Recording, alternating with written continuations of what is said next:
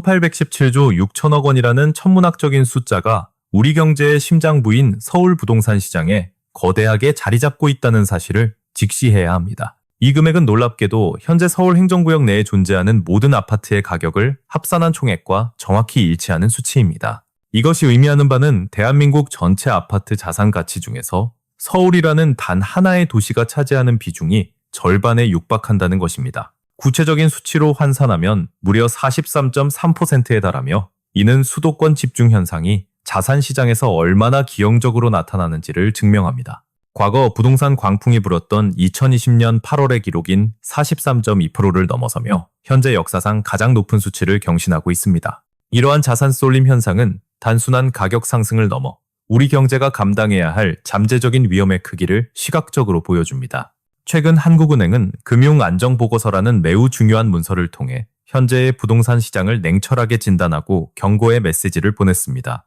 이 보고서의 핵심은 서울 주택시장의 위험지수가 0.9이라는 위험 수위에 도달했다는 충격적인 분석 결과를 담고 있습니다. 위험지수 0.9이라는 숫자는 2010년 관련 통계가 작성된 이래 15년 만에 관측된 가장 높은 위험 수준을 의미합니다. 이는 현재 부동산 시장이 과거 그 어느 때보다 과열되어 있으며 언제 터질지 모르는 시한폭탄과 같은 상태임을 경고하는 것입니다. 연일 쏟아지는 뉴스에서는 서울 집값이 계속 오르고 전세 가격마저 폭등할 것이라는 불안한 전망들이 소비자들의 심리를 자극하고 있습니다. 내년 집값이 4% 더 오를 것이라는 전망과 전세난이 가중될 것이라는 예측은 무주택자들에게 깊은 절망감을 안겨주고 있습니다. 집을 가진 사람들은 지금이 매도 타이밍인지 고민하고 세입자들은 치솟는 주거 비용을 어떻게 감당해야 할지 막막한 상황에 놓여 있습니다. 자녀의 내 집 마련을 도와주려는 부모 세대 역시 지금 시장에 진입해야 하는지 아니면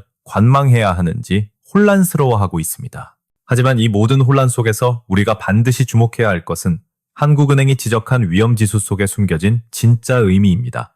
0.9이라는 지수는 단순한 숫자가 아니라 소득과 임대료, 그리고 GDP 대비 가계부채가 한계에 다다랐음을 보여주는 지표입니다. 이것은 마치 사람의 건강검진표처럼 부동산 시장의 기초 체력이 바닥나고 거품이 위험 수위까지 차올랐다는 것을 진단합니다. 실물 경제의 성장 속도보다 주택 가격의 상승 속도가 지나치게 빠르다는 것은 시장의 불균형이 극심해졌다는 명백한 증거이기도 합니다.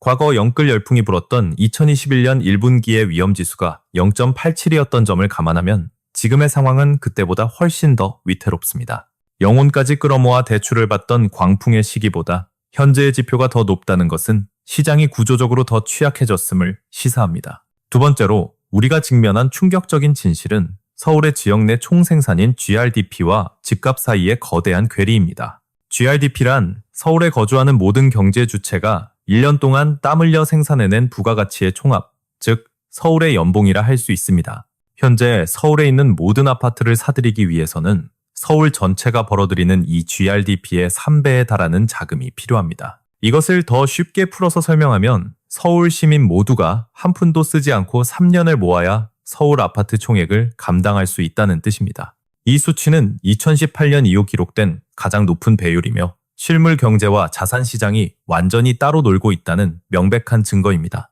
월급을 모아 내 집을 마련한다는 평범한 꿈이 이제는 현실의 영역을 벗어나 불가능에 가까운 도전이 되어버린 것입니다. 세 번째 변화는 주거 문화의 근간이 흔들리고 있다는 점인데 바로 대한민국 특유의 전세 제도가 사라지고 월세 시대로 진입했다는 것입니다.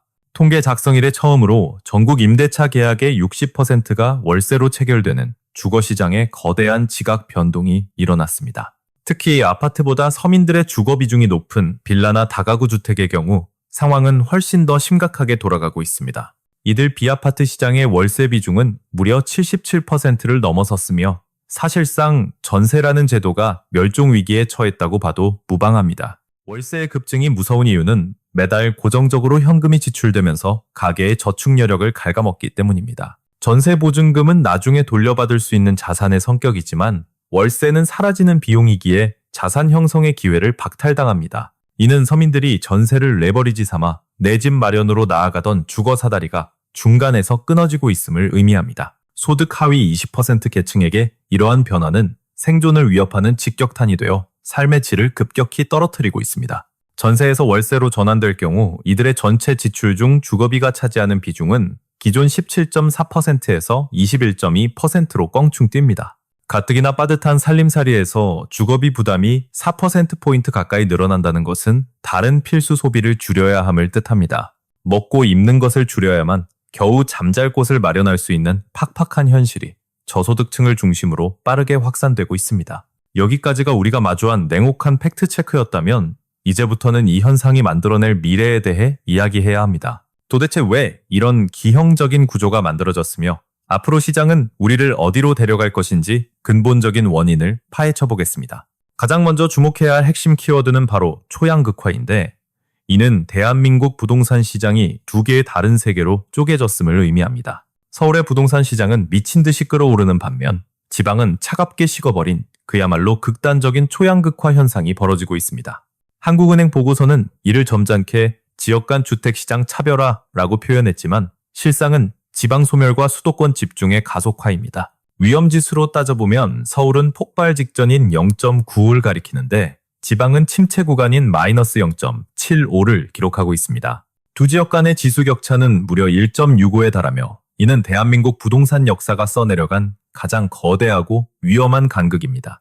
이러한 현상의 배후에는 다주택자를 겨냥한 정부의 강력한 규제가 오히려 시장을 왜곡시키는 역설적인 결과를 낳았습니다. 지방에 여러 채를 갖느니 차라리 다 처분하고 서울 핵심지에 똘똘한 한 채를 갖겠다는 심리가 시장을 지배하기 시작했습니다. 전국의 자산가들이 지방 부동산을 매각한 자금을 들고 서울로 몰려들면서 수도권으로의 자본 쏠림은 걷잡을 수 없이 빨라졌습니다. 실제로 대한민국 전체 가계대출의 34.2%가 오직 서울 한 곳에서 발생하고 있다는 통계가 이를 여실히 증명합니다. 시중의 모든 유동성이 마치 거대한 블랙홀처럼 서울로만 빨려 들어가며 지방 경제의 혈관을 더욱 메마르게 하고 있는 것입니다. 두 번째로 우리가 주목해야 할 변화는 대출 규제조차 무력화시키는 현금 부자들의 전성시대가 도래했다는 사실입니다. 그동안 정부는 집값을 잡기 위해 대출 한도를 옥죄고 금리를 올리는 등 강력한 금융 브레이크를 걸어왔습니다. 상식적으로는 돈줄이 마르면 집을 살 수 없어야 하는데 서울 집값은 이러한 상식을 비웃기라도 하듯 계속 상승했습니다. 한국은행은 과거 집값 상승 대출 증가라는 공식이 올해 들어 완전히 깨져버렸다는 매우 의미심장한 분석을 내놓았습니다. 은행에서 돈을 빌리지 않고도 오로지 현금만으로 고가의 아파트를 사들이는 자산가들이 시장의 주류로 부상했기 때문입니다.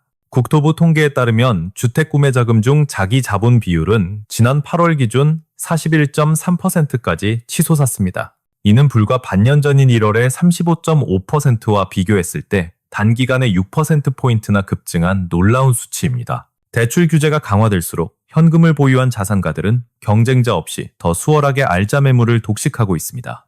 결과적으로 대출 규제는 빚을 내서라도 내 집을 마련하려던 서민들의 사다리만 걷어차는 잔인한 결과를 초래했습니다. 현금 부자들에게는 오히려 경쟁이 줄어든 쾌적한 쇼핑 환경이 조성되었으니 정책의 의도와는 정반대의 세상이 열린 셈입니다. 그리고 이제 세 번째, 우리 앞에 놓인 가장 큰 위협이자 진짜 시한폭탄인 2026년 공급 절벽이 다가오고 있습니다. 다가오는 2026년 서울 부동산 시장은 공급 절벽이라는 거대한 암초를 만나게 될 것이며 이는 예고된 재앙입니다. 작년 3만 1천여 가구였던 서울 아파트 입주 물량이 당장 내년에는 1만 6천여 가구로 정확히 반토막이 나버립니다. 지금도 집이 부족해 아우성인데 공급되는 물량마저 절반으로 줄어든다는 것은 시장에 엄청난 충격을 줄 수밖에 없습니다. 더욱 절망적인 것은 그나마 공급되는 물량의 속을 들여다보면 우리가 살 수 있는 집은 거의 없다는 사실입니다. 공급 물량의 무려 87%가 재개발이나 재건축 조합원들이 가져가는 몫으로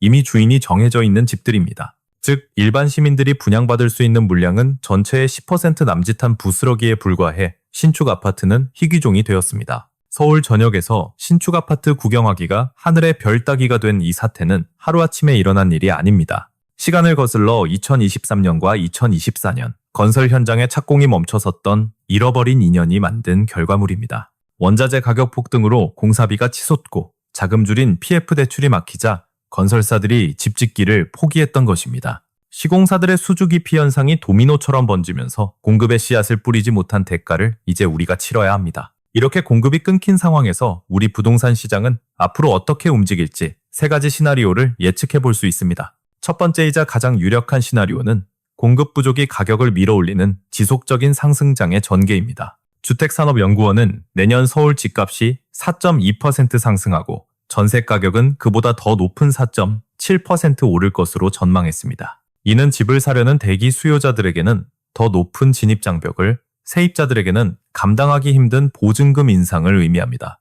지금 결단하지 않으면 나중에는 더 비싼 값을 치러야 한다는 공포가 시장 참여자들을 조급하게 만들고 있습니다. 하지만 한국은행이 진짜 우려하는 것은 두 번째 시나리오, 바로 외부 충격에 의한 급격한 붕괴 가능성입니다. 앞서 언급한 위험지수 0.9은 서울 주택시장이 작은 충격에도 와르르 무너질 수 있는 유리 멘탈 상태임을 뜻합니다. 만약 미국발 경제 위기가 터지거나 환율이 급등하는 트리거가 당겨진다면 고평가된 자산 가격은 순식간에 급락할 수 있습니다. 이것이 단순한 집값 하락에 그치지 않고 무서운 이유는 담보가치 하락이 금융권의 부실로 직결되기 때문입니다. 은행이 흔들리면 기업이 쓰러지고 결국 국가 경제 전체가 휘청이는 시스템 리스크로 번질 수 있다는 섬뜩한 경고입니다.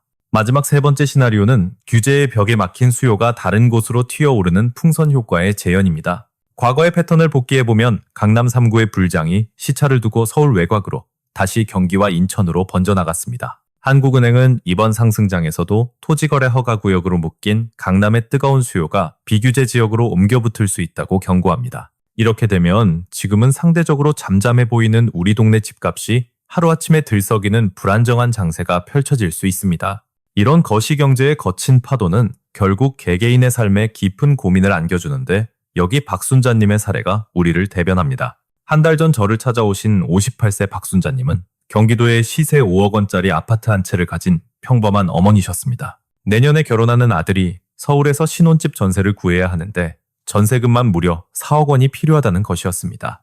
박순자님은 아들을 돕기 위해 노후 자금으로 평생 모아온 현금 2억 원을 선뜻 내어주려고 마음먹고 계셨습니다. 제가 조심스럽게 그 돈을 주시고 나면 혹시 다른 여유 자금이 있으신가요? 라고 묻자 그분은 잠시 머뭇거리셨습니다. 돌아온 대답은 충격적이게도 그 2억 원이 부부의 노후를 책임질 마지막 보루이자 전 재산이라는 사실이었습니다. 부모 마음이야 내 뼈를 깎아서라도 자식을 챙기고 싶겠지만 냉정하게 계산기를 두드려보면 이는 너무나 위험한 도박입니다. 주변에서는 지금 안 사주면 평생 집 못 산다. 요즘 부모들은 다 그 정도 해준다며 끊임없이 조급함을 부채질합니다. 사랑하는 자식이 인생의 출발선에서부터 남들에게 뒤처질까 두려운 마음에 부모는 자신의 안전벨트를 풀어 자식에게 채워주려 합니다. 하지만 2억 원을 지원하고 나면 두 분에게 남는 건 깔고 앉은 집 한 채와 몇 년 뒤 나올 국민연금 150만 원 뿐입니다. 저는 단호하게 말씀드렸습니다. 어머니, 자식을 일으켜 세우려다 부모님이 먼저 무너지면 결국 두 가족 모두 공멸하게 됩니다. 앞서 강조했듯이 지금은 시장 위험지수가 15년 만에 최고치인 0.9를 가리키는 살얼음판 같은 시기입니다. 만약 경제 위기가 닥쳐 아들의 전세 보증금에 문제가 생기거나 자산 가치가 하락하면 부모의 노후 자금까지 증발해버립니다. 박순자님은 그제야 깊은 한숨을 내쉬며 내가 돕는 게 아니라 오히려 짐이 될 수도 있겠네요. 라고 인정하셨습니다. 그래서 저는 전 재산을 털어넣는 대신 감당할 수 있는 5천만 원 정도만 지원하고 나머지는 아들이 해결하게 하라고 조언했습니다. 아들은 아직 젊기에 맞벌이를 하며 빚을 갚아나갈 시간과 체력이 충분하지만 은퇴를 앞둔 부모에게는 회복할 기회가 없기 때문입니다. 부모의 입장에서 자식을 진정으로 위하는 길은 아이러니하게도 부모 스스로 경제적 독립을 이루어짐이 되지 않는 것입니다. 부모님이 건강하게 노후를 보내며 자식에게 손을 벌리지 않는 것이야말로 자녀의 날개를 가볍게 해주는 최고의 선물입니다. 무리해서 돕다가 나중에 자식의 도움을 받아야 하는 상황이 온다면 그것이야말로 자녀의 인생을 가장 힘들게 만드는 족쇄가 됩니다. 물론 지금의 이 복잡하고 혼란스러운 시장에서 아무것도 하지 말고 가만히 있으라는 패배주의적인 조언이 아닙니다. 핵심은 자신의 경제적 체력을 냉정하게 파악하고 반드시 감당할 수 있는 범위 내에서만 움직여야 한다는 것입니다. 내 노후의 안전판까지 뜯어내 자녀를 돕는 것은 결국 사랑하는 자녀를 미래의 부양 부담이라는 더 깊은 수렁으로 밀어넣는 행위입니다. 오늘 논의한 방대한 내용 중에서 여러분이 반드시 기억해야 할 세 가지 핵심 포인트를 정리해 드리겠습니다. 첫째, 현재 서울 주택시장의 위험지수는 0.9로 15년 만에 가장 위험한 초과열 상태라는 사실을 잊지 마십시오. 서울 아파트의 시가총액 비중이 역대 최고치를 기록하고 있으며 소득과 집값의 괴리는 사상 최대로 벌어져 있습니다. 둘째, 2026년에 도래할 공급 절벽은 시장에 또 다른 거대한 혼란을 가져올 시한폭탄이 될 것입니다. 입주 물량이 반토막 나면서 전세난이 가중되고 이것이 다시 매매가를 밀어올리는 고통스러운 악순환이 예고되어 있습니다. 셋째, 현재 시장은 외부 충격에 극도로 취약한 유리 멘탈 상태이므로 절대 무리한 투자를 해서는 안 됩니다. 지금 빚을 내서 섣불리 움직였다가 예상치 못한 경제 위기라도 닥치면 감당할 수 없는 파국을 맞을 수 있습니다. 세상은 아는 만큼 보이고 아는 만큼 자신의 소중한 자산을 지킬 수 있다는 냉정한 진리를 되새겨야 합니다. 오늘 전해드린 한국은행 보고서의 냉혹한 현실과 전망이 여러분의 미래를 준비하는데 튼튼한 방패가 되기를 바랍니다. 마지막으로 오늘의 메시지를 한 줄로 요약하며 이 긴 이야기를 마무리하겠습니다. 위험지수 0.9이 말하는 것은 단순하다. 지금은 오를 때가 아니라 터질 때를 대비해야 한다. 라인 118. 이 중요한 내용들이 잊히지 않도록 구체적인 데이터와 대응 전략이 담긴 관련 자료를 무료로 제공하고 있습니다. 라인 119. 여러분의 소중한 자산을 지키는 데 필요한 이 자료가 궁금하신 분들은 아래 링크를 통해 확인해 주시기 바랍니다. 라인 120. 혼란의 시대. 여러분의 현명한 판단이 그 어느 때보다 필요한 시점입니다. 긴 시간 시청해 주셔서 감사합니다.